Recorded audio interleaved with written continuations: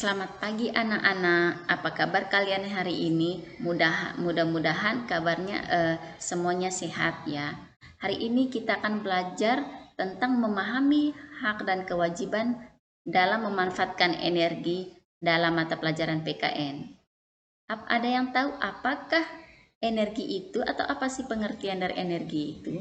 Energi adalah kemampuan untuk melakukan usaha.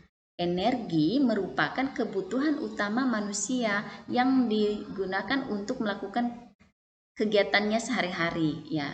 Energi tidak dapat diciptakan, tetapi dapat berubah bentuknya ke bentuk yang lain. Bentuk-bentuk energi yang pertama itu energi panas, energi cahaya, kemudian energi listrik, energi bunyi, energi kimia, dan juga energi gerak. Nah, kemudian sumber energi. Ya, kita lihat yang pertama adalah matahari. Matahari merupakan sumber energi terbesar di bumi. Dan manfaat energi matahari ini sangat banyak dalam kehidupan kita setiap hari, ya, yaitu ada bisa menjemur pakaian, menjemur padi, semua menjemur panen para petani ya, menjemur batako, menjemur air laut yang digunakan untuk proses pembuatan garam dan lain-lain. Berikut tanah. Tanah juga digunakan untuk tempat untuk bermukim ya. Kemudian untuk menanam tanaman atau tumbuhan yang lain yang bisa digunakan untuk kebutuhan manusia ya. Jadi yang berikut adalah angin. Angin itu udara yang bergerak. Jadi setiap saat kita sebagai manusia, makhluk hidup itu melakukan proses proses pernapasan, yaitu kita menghirup udara bersih. Ya, berarti yang kita butuhkan udara bersih. Nah, yang berikut adalah air. Ya, air juga merupakan sumber energi. Ya, dalam kehidupan kita setiap hari kita membutuhkan air, kita minum air ya untuk kebutuhan tubuh. Kemudian dalam aktivitasnya setiap hari itu bisa memasak, mandi, mencuci, bisa mengairi sawah, kemudian bisa dijadikan untuk sebagai pembangkit tenaga listrik. Nah, dan sumber energi lain itu ada baterai atau aki. Itu bisa digunakan misalnya baterai itu pada jam dinding, aki pada mobil atau pada motor. Kemudian kayu bakar, jika tidak punya kompor gas atau kompor minyak bisa menggunakan kayu bakar. Makanan, ya makanan tiap hari juga kita makan untuk kebutuhan tubuh supaya bisa menghasilkan energi. Dan energi yang dihasilkan oleh makanan yang diproses di dalam tubuh itu energi gerak ya. Bisa kita bergerak, bisa lari, bisa juga menghasilkan energi bunyi atau suara ya. Ibu guru sedang berbicara atau menjelaskan, bisa juga menghasilkan energi panas ya, suhu tubuh kita bisa jadi panas ya. Kemudian energi listrik ya, setiap hari pasti kita menggunakan energi listrik, HP, laptop, lampu di rumah, kemudian setrika, blender, kipas, AC dan lain-lain ya, penggunaan energi listrik ya.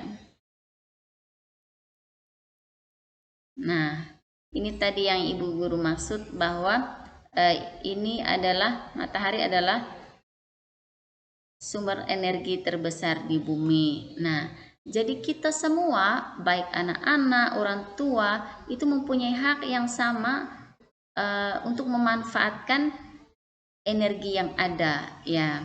Jadi hak kita yaitu memanfaatkan semua energi yang ada ya, mulai dari makanan, minuman, begitu juga dengan energi-energi yang lain ya.